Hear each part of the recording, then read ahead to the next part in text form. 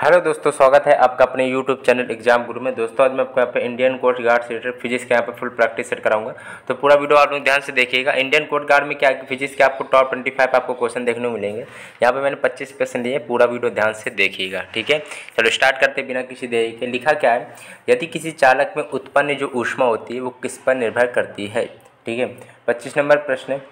ठीक है, देखो राइट ऑप्शन का बी पार्ट, समय पर सीधे। ठीक है, समय पर निर्भर करती है।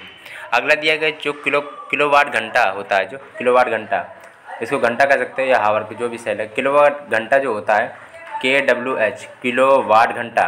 तो ये तो आप लोग अब बता दोगे किलोवाट घंटा जो होती है किसका मात्रक होता है। ठीक है, 26 नंबर प्रश्न का सी ऑप्शन, जो ऊर्जा का मात्रक होता है किलोवाट घंटा। आप लोग पढ़ लेना, राइट ऑप्शन हो जाएगा सी पार्ट। अगला दिया, यदि किसी परपथ में उत्पन्न वैद्युत शक्ति होती है, उत्पन्न वैद्युत शक्ति मतलब पी पूछा गया है। तो यहाँ पे आप लोग बताए P बराबर होता है VI होता है, P बराबर होता है VI। वैद्युत शक्ति मतलब होता है आपका P, और P बराबर क्या सूत्र होता है VI। तो VI ऑप्शन किसमें, V गुणे I, मतलब हो जाएगा यहाँ पे चौथा पार्ट, डी पार्ट राइट है। जो वैद्युत प्रेस होता है या फिर प्रेस का जो एलिमेंट किससे बना होता है, तो आँख बंद करके सभी लोगों ने राइट ऑप्शन बना दिया होगा। यहाँ पे जो नाइक्रोम का होता है, वैद्युत प्रेस का जो एलिमेंट होता है वो नाइक्रोम का बना होता है, बी ऑप्शन राइट है। एक घर में दो बल्बों को एक दूसरे की तुलना में अधिक चमकदार जलता है, दोनों में किसका प्रतिरोध अधिक है। चलो देखते हैं जरा। 29 नंबर प्रश्न है, प्रतिरोध किसका अधिक है। 29 नंबर प्रश्न दिया गया यहाँ पे जो ऑप्शन, जो मंद बल्ब या कम बल्ब। ठीक है, प्रतिरोध उसका अधिक होता है जो कम रोशनी देता है बल्ब। ठीक है, चलो ध्यान समझ लेना, ए पार्ट इसका राइट है, इसका बी। अगला देखते हैं। अगला प्रश्न दिया गया है, ऊष्मा को वैद्युत ऊर्जा में रूपांतरित करने के लिए किसका प्रयोग किया जाता है। तो ताप युग्म का प्रयोग किया जाता है। ऊष्मा को, हीट को क्या है कि एनर्जी में कन्वर्ट करता है, कौन करता है, ताप युग्म में। राइट ऑप्शन बी पार्ट है। 31 नंबर दिया गया, यदि किसी वैद्युत विश्लेषक के घोल में वैद्युत धारा की संरचना होती है, प्रवाह धारा होगा। 31 नंबर का डी पार्ट, धन व ऋण, मतलब कि पॉजिटिव नेगेटिव दोनों आयनों के। ठीक है, अगला दिया गया, वैद्युत विश्लेषण में कैथोड पर मुक्त हुए पदार्थ की मात्रा समानुपाती होती है। 32 नंबर प्रश्न दिया गया है, तो प्रवाह की गई वैद्युत की मात्रा के बराबर होती है। अगला दिया गया, वैद्युत की वह मात्रा जो पदार्थ की 1 ग्राम तुल्यांक जमा करती है कहलाती है। 33 नंबर प्रश्न, राइट ऑप्शन का बी हो जाएगा, फैराडे। क्वेश्चन को ध्यान से समझिएगा। फैराडे नियतांक जो होता है F बराबर होता है। तो 34 नंबर प्रश्न स्क्रीनशॉट लेना, F बराबर होता है NE होता है, सूत्र देख लो। और यहाँ पे C का मान देख लो, वही होता है 1.6 × 10⁻19 कूलम होता है, और N अवोगाड्रो संख्या होती है, और F बराबर NE होता है। चलो अगला देखते हैं। 35 नंबर दिया गया, रासायनिक तुल्यांक W और वैद्युत चुंबकीय तुल्यांक जो होता है G, कैपिटल जेड होता है भाई। तो पदों में फैराडे नियतांक आपको बताना है, इसका सूत्र आपको बताना है। तो F बराबर होता है W/Z होता है। राइट ऑप्शन यहाँ पे हो जाएगा बी पार्ट राइट ऑप्शन है। ताप वैद्युत प्रभाव की खोज की गई थी। ताप वैद्युत प्रभाव की जो खोज की गई थी वो सीबेक के द्वारा की गई थी।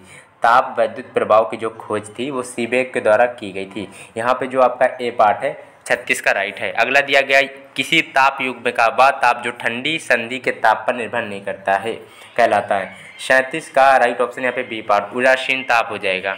ठीक है, फिर से बता देते हैं, वह ताप युग्म में जो है ठंडी संधि के ताप पर निर्भर नहीं करता है, वो उदासीन ताप होता है। अगला दिया गया यहाँ पे, अगला प्रश्न दिया गया, उदासीन ताप के ऊपर विद्युत वाहक बल जो होता है। ठीक है, तो क्या होगा, देखो 38 नंबर प्रश्न है। यहाँ पे जो ताप में क्या होते हैं, वृद्धि होने पर कम हो जाता है। ठीक है, उदासीन ताप होता है ना, इसलिए कम हो जाता है, याद कर लेना, बी पार्ट राइट है।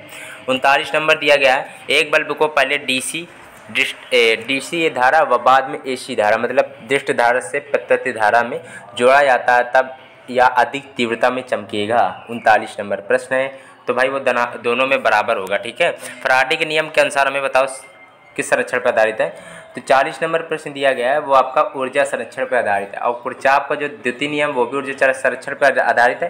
किरचॉफ का फर्स्ट नियम आपका पेपर में पूछा गया था, आवेश पर आधारित है, और सेकंड में पूछा गया ऊर्जा पे।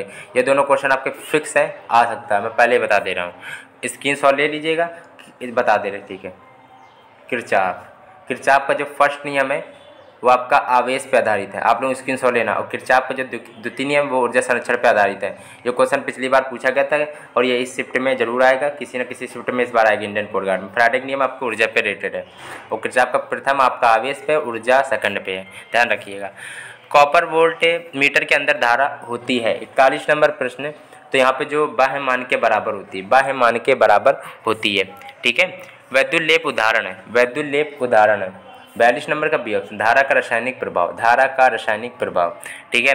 वोल्ट मीटर का प्रयोग किसी वैद्युतीय साधन के छोरों के बीच विभवांतर ज्ञात करने के लिए वोल्ट मीटर का प्रतिरोध होता है। 43 नंबर दिया गया तो बहुत ही अधिक होता है, ठीक है। अब आपको इंपॉर्टेंट बात यहाँ पे एक बता दें कि आपको ये बता दें कि इंडियन कोस्ट गार्ड से बहुत ही कम आप लोगों को चैनल मिलते होंगे पढ़ाने लायक, बहुत ही कम लोग पढ़ाते हैं इंडियन कोस्ट गार्ड का, क्योंकि वैकेंसी काफ़ी कम रहती है, ठीक है। और ये कि पर मैंने क्या है कि फिजिक्स के आपको 70 प्रैक्टिस सेट कराएं, इंग्लिश के आपको मैं पहले बता दे रहा हूँ 90 प्रैक्टिस सेट कराएं, मैथ के 70 प्रैक्टिस सेट कराएं, साइंस के 120 प्रैक्टिस सेट कराएं, जीके के 120 प्रैक्टिस सेट कराएं और साइंस के 110 प्रैक्टिस सेट कराएं। लगभग मैंने आपको 500 प्रैक्टिस सेट अभी तक करा डाले हैं और भी कराए मैंने। तो अगर किसी को भी प्ले लिस्ट चाहिए तो आप लोग कमेंट बताना, मैंने सब कुछ फुल प्रैक्टिस सेट करा। मैंने लगभग आपको 3 किताब से करा दिए, चौथी किताब भी स्टार्ट कर दी इंडियन कोस्ट गार्ड सेट। तो आप लोग समझ गए होंगे 3-4 किताब से कितना प्रॉफिट होगा आप लोगों का, वो आप ही लोग समझदार है, ठीक है। तो आप लोग भाई क्या है कि 3-4 किताब से मैंने पढ़ाया, तो मेरे चैनल को जरूर सब्सक्राइब करिएगा। आप लोग देख लीजिएगा, प्ले लिस्ट किसी को भी चाहिए कमेंट में बता देना, ठीक है। और किसका प्रैक्टिस सेट चाहिए आप लोग बताइएगा, आपको सीधा लिंक मिल जाएगी, ठीक है। मैंने काफ़ी कुछ पढ़ा के रखा पहले से ही, तो आप लोग सपोर्ट जरूर करिएगा। और आप लोग बिल्कुल भी इसी वीडियो में व्यूज़ देख लीजिएगा, बहुत कम आते हैं, तो आप लोग बिल्कुल सपोर्ट नहीं कर रहे, बहुत बुरा लगता है। तो वीडियो को लाइक करो, चैनल सब्सक्राइब नहीं किया तो कर लेना। चलो स्टार्ट करते हैं। लिखा है विद्युत यंत्र अमीटर के द्वारा, अमीटर धारा मापता, पता होगा। तो विद्युतीय साधन प्रवाहित विद्युत धारा की माप की जाती है, अमीटर का प्रतिरोध कम होता है, तो आपको बता दिया बहुत ही कम होता है। अगला दिया गया वोल्ट मीटर के लिए आपको बता दिया था अभी, मतलब वोल्ट मीटर का प्रतिरोध बहुत ही अधिक होता है और अमीटर का अगर पूछता है तो बहुत ही कम होता है। निम्नलिखित में सर्वाधिक विशिष्ट चालकता होती है, 45 नंबर दिया गया है। तो सबसे अधिक विशिष्ट चालकता आपकी चांदी की होती है, ठीक है, चांदी याद कर लेना। अगला देखते हैं 46 दिया गया, वोल्ट मीटर से मापा जाता है, वोल्ट मीटर से विभवांतर मापते हैं। अमीटर का प्रयोग धारा कहाँ पे कही है, धारा मापते हैं, अमीटर का प्रयोग धारा मापने में किया जाता है, ठीक है। चलो अगला देखते हैं 47 का तो बी हो जाएगा, ये सॉरी कहाँ है, 47 का बी है और 46 का सी, याद कर लेना, दोनों इंपॉर्टेंट क्वेश्चन थे। 48 नंबर दिया गया, समान रूप से व्यवहार किए जाने वाला फ्यूज बना होता है, टीन व शीशा मिश्र धातु से बना होता है जो फ्यूज होता है। और फ्यूज में पूछा जाता है कौन सी चीज़ महत्वहीन होती है, मतलब यूजलेस होती है, वो लंबाई यहाँ पे दी जाती है ऑप्शन में, तो वो वही होगी, ठीक है। तो याद कर लें लंबाई होती है, फ्यूज के लिए इंपॉर्टेंट नहीं होती है। चलो विद्युतीय तीव्रता है, विद्युत तीव्रता है 49 नंबर दिया गया, सदिश राशि, क्योंकि इसका वेक्टर बन जाता है। अगला दिया गया जब ताप बढ़ता है तो जर्मेनियम पर क्या असर पड़ेगा।